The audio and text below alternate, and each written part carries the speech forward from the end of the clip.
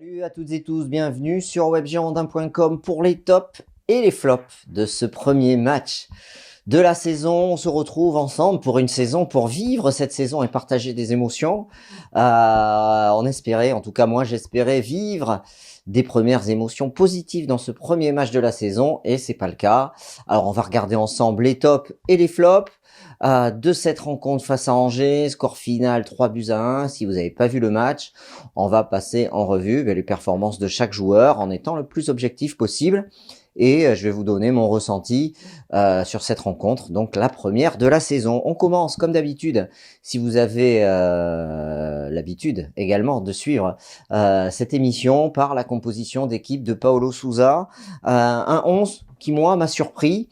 Je vais vous la donner, la compo. Donc, on a Benoît Costil dans les buts, Bellanova latéral droit, Pablo Mecher au centre, Benito latéral gauche, Lotin, Tchouaméni qui sont alignés en deux dans la paire de défensifs. On sait que Otavio était suspendu.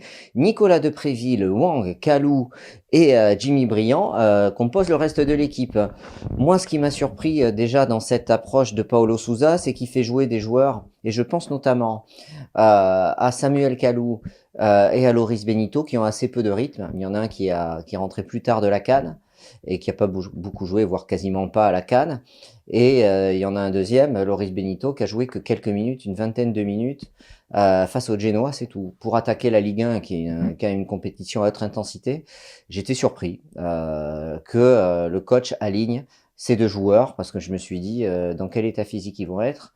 Pour être bon, ça va être compliqué pour eux parce que physiquement, je l'ai pensé un peu juste pour les raisons que je vous indiquais. La deuxième chose qui m'a surpris, c'est il y avait une paire de défensifs donc très jeunes. Albert Lotin, Aurélien Tchouaméni, 17 ans et 19 ans. L'un va sur ses 18 et l'autre sur ses 20 ans. Donc inexpérimentés, qui ont très peu joué ensemble. Et c'est vrai que, ayant suivi les matchs de préparation, je ne sais pas si vous aussi vous les avez suivis, on a vu un bon Tchouaméni sur les matchs de prépa. Et Albert Lotin avait été un peu plus timide, un peu plus en difficulté à se situer sur ce poste. Et donc on savait qu'ils étaient expérimentés pour ce match face à Angers. Et le coach choisit de les faire jouer. Et en même temps, il titularise sur le poste de latéral droit Raoul Bellanova, donc le joueur italien recruté au Milan AC. C'est un joueur qui a présenté peu de garanties défensives pendant toute la préparation. C'est pas son point fort à la défense, à ce poste-là. Bon, c'est dommage, vous me direz, pour un poste de latéral droit. Mais c'est vrai qu'il présente peu de garanties défensives, à la différence d'Enoch Kouateng, qui, à mon avis, propose plus de garanties, au moins défensivement dans le jeu, et offensivement, il te prive pas beaucoup de solutions, puisque on se souvient à Montpellier, c'est lui qui est dans la surface et qui, face à Montpellier, à Washington, qui obtient le penalty. Et il a été très bon, je trouve, et il est monté en puissance pendant la préparation. Donc moi, je m'attendais plus à voir Kouateng à droite, qui présente plus de garanties que Bellanova, surtout quand tu sais que tu as ces pertes de défensifs qui sont inexpérimentés. Et donc Benito, qui a pas beaucoup joué avec l'équipe, qui a que 20 minutes de jeu dans les jambes, il joue à gauche. Donc autant vous dire, entre les deux défensifs et les deux latéraux, c'est compliqué pour l'équipe, pour jouer en bloc. Et c'était un risque énorme qui a été pris, je trouve, par le coach des Girondins. À ça, t'associes Kalou, qui a pas de rythme, au poste d'ailier gauche, et qui a pas d'automatisme. Et on a finalement une équipe qui est déséquilibrée, qui a joué 15 bonnes minutes. Et dès qu'on a pris ce but, on s'est écroulé. Et de toute façon, on a vu que ils ont mis 15 minutes à prendre la mesure de l'organisation des Girondins Angers. Beaucoup plus de métiers. Et on a vu notre milieu de terrain qui s'est fait manger, tout simplement. On s'est fait manger dans l'organisation, dans le replacement. Nos deux axiaux n'ont pas réussi à couper les lignes comme ils doivent le faire. Ça fait partie du métier de milieu défensif, de couper les lignes et les attaques adverses. Et donc on va rentrer dans le détail individuellement. Et donc finalement on a une équipe qui a été complètement déséquilibrée.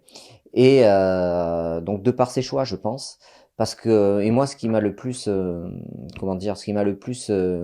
étonné, c'est que pour ce premier match, on n'a pas vu les points positifs que j'avais tirés de cette préparation, puisque j'avais pas fait attention. J'avais occulté le résultat des matchs de préparation, parce que les matchs de préparation finalement, ça veut pas dire grand-chose. Du coup, j'avais occulté, et donc j'avais occulté les résultats, et j'avais tiré des points positifs. Et ces points positifs, aujourd'hui, face à Angers, je les ai pas vus. On n'a pas vu les beaux mouvements bordelais, ou alors, vraiment, on les a vus de manière très succincte en début de match, et après, terminé. On a joué un quart d'heure et c'était fini, hein. Et tous ces beaux mouvements, toute cette cohésion collective, elle était cohérente, l'équipe. Moi, je trouvais qu'il y avait de la cohérence pendant la prépa, et là, ben, ça a éclaté. Voilà. Donc, est-ce que c'est Otavio qui amène le rôle de régulateur au milieu? Est-ce que c'est Bellanova qui a fait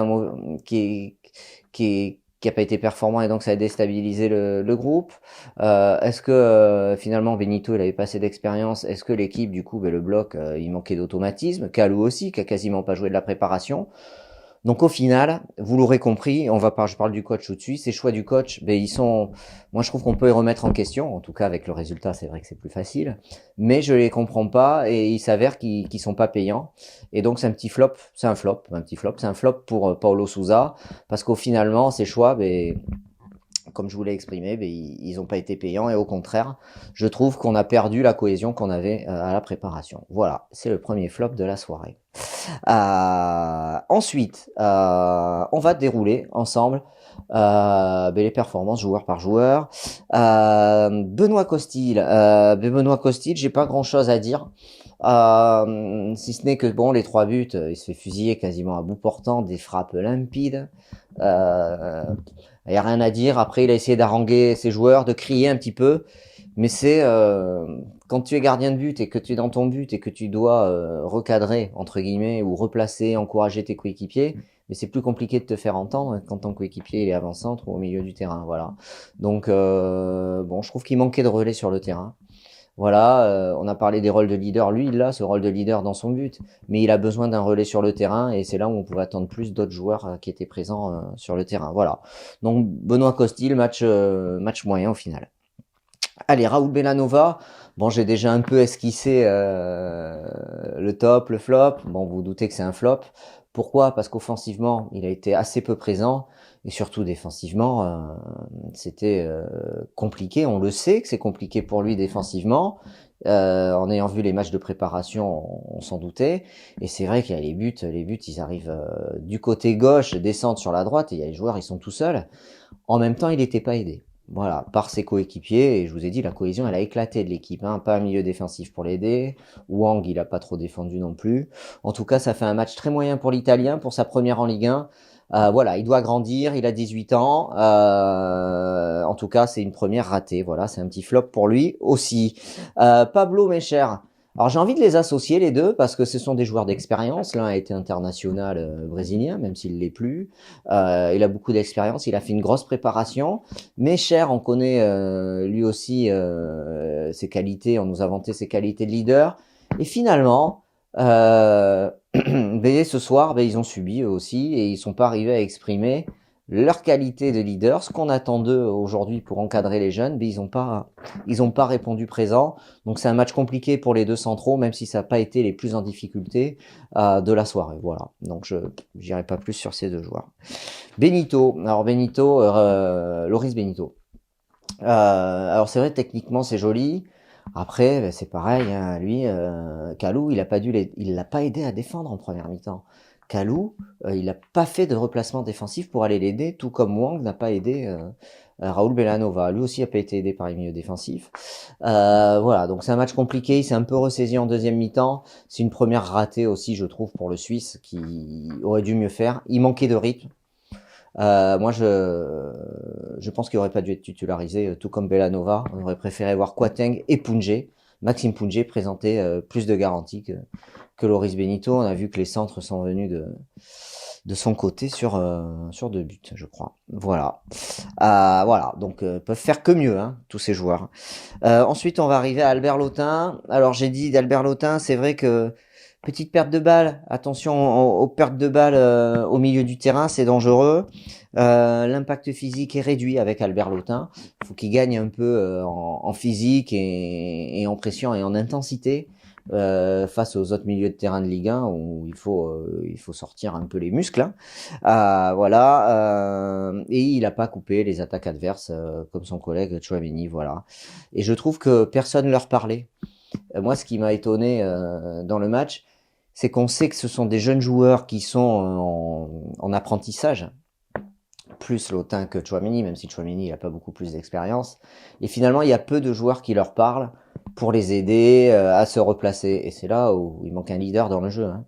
Il y a un leader dans les buts, mais dans le jeu, il manque un leader. Voilà. Et il manque quelqu'un pour les replacer, leur dire, écoute mon petit, mets-toi plus là. Et là, personne, on les laisse un peu, ils étaient un petit peu livrés à eux-mêmes. Voilà. Donc c'est un flop. Et Aurélien Tchouaméni aussi. Je l'ai vu beaucoup mieux pendant la préparation que sur ce match-là. Je sais pas pourquoi. Est-ce que c'était la pression?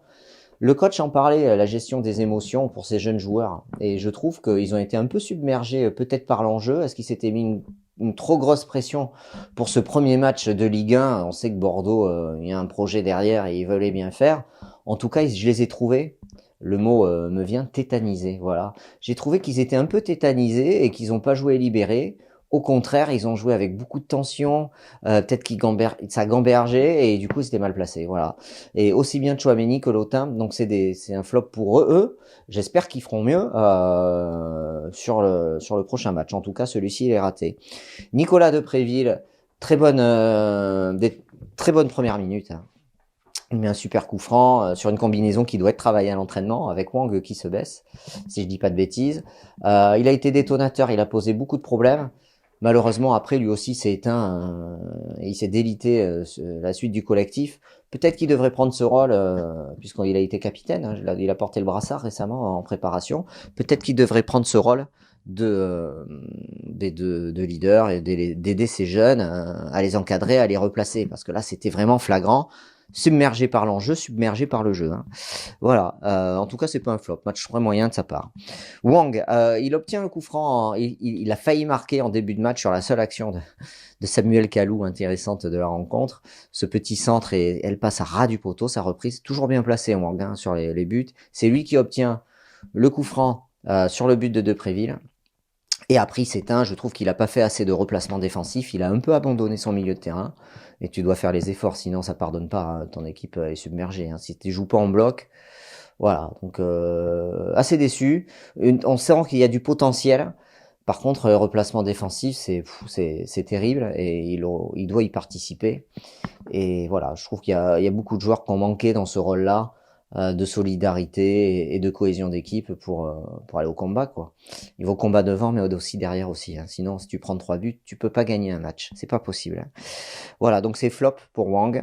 Samuel Kalou, voilà, la seule action que je trouve intéressante pour lui, c'est celle de début de match. Après, il prend le ballon, il fait des raids seul. Alors on sait qu'il est une force d'explosivité, mais lui aussi a pas aidé Benito à défendre. Et ben, ça fait un match compliqué pour lui, je le mets dans les flops aussi, et je pense qu'il manquait peut-être de rythme, oui, mais peut-être d'automatisme avec tous ces nouveaux joueurs qui viennent d'arriver au club, parce qu'il y a énormément de nouveaux joueurs qui sont arrivés. On a eu l'entrée de Basic à la 45e, j'ai pas envie de dire il a la place d'Albert Lotin.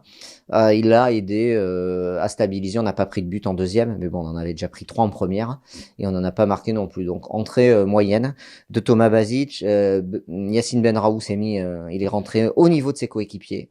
Sortie de Bellanova, c'était la 65e. Et ensuite, on a eu Majak à remplacer Louis-Jo. Majak a joué dans l'axe. Bordeaux est passé à 3 derrière à un moment donné. Il a changé quelque chose. Paulo Sousa, mais c'était trop tard, le mal était fait avec cette première mi-temps désastreuse.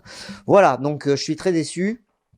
Je pensais vraiment qu'on pouvait faire un résultat positif et aujourd'hui, on n'a pas vu les points positifs qu'on avait vus en préparation. Finalement, en préparation, on prenait plus de 2 buts par match. 6 matchs, 14 buts encaissés en prépa. Là, on en prend 3 en un match. Attention, l'addition est salée pour cette première et on marque un but. On a toujours marqué en prépa et là on marque un but. L'addition est salée, faut réagir, c'est face à Montpellier. Voilà, s'il y a réaction face à Montpellier, je pense qu'on peut lancer cette saison. Mais attention, faut réagir assez vite.